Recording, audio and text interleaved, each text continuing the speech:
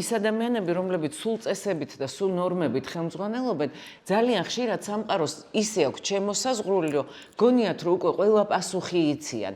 და შენ რომ რაღაცა წარმოიდგინო განსაკუთრებული, ცოტა უნდა გქონდეს ტენდენცია, რომ გაარღვიო ეს ნორმატიული ჩარჩო, რომელიც მიღებულია, რომელზეც ხალხს არ გაეცინება და შენს იდეას არ დაარქმევენ ბოდვით იდეას, ხო? იმიტომ რომ ბოდვითი იდეიდან, ფანტაზმიდან იწყება სწორედ ჩვენი ყველაზე მთავარი სააზროვნო შრე, ეს არის აბსტრაქტული აზროვნება, რაც არ აქვს ცხოველს.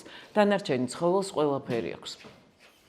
აბსტრაქტული აზროვნება გახლავთ ის, რასაც ხელით ვერ შეეხები, მაგალითად ჩვენი ღირებულებები, პატრიოტიზმი, არ იცის ცხოველმა რა არის, პატიოსნება, არ იცის ცხოველმა რა არის, ხო? ეს ყველაფერი არის აბსტრაქტული აზროვნების ნაყოფი, რომელსაც ადამიანი თხზავს, იუმორი, ერთგვარი პარადოქსი, რომ ჩვენ ვიცინით იმაზე, რაც სატირალია რეალურად, ეს ჩარლი ჩაპლინის სიტყვებია, სხვათა შორის, რომ ისო, რაზეც კომედიური ფილმის ყურებისას თქვენ გეცინებათო, თქვენ რო დაგმართოდათ, ტირილით მოკვდებოდით. ხო? ესე იგი, გამკლავების გზა არის იუმორიც პრობლემებთან და ყველაზე კარგი იუმორი გაჭირვებულ ერებს აქვთ. მაგალითად, საუკეთესო იუმორი ებრაელებს, ვისაც სულს დევნიდნენ. იმიტომ რომ ვინც კეთილდღეობაშია, იქ არ ხდება ისეთი ჩიხები, რომელსაც სიცილით განმუხტვა სჭირდება, რომ ადამიანი გადარჩეს.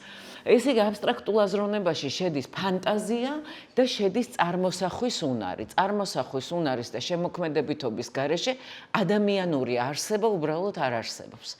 ესე იგი, ეს კიდევ ერთი დამატებითი განსაკუთრებული ჩვენი ნაწილია აზროვნების, რომელიც მაღალ განვითარებას მოწმობს ჩვენსას.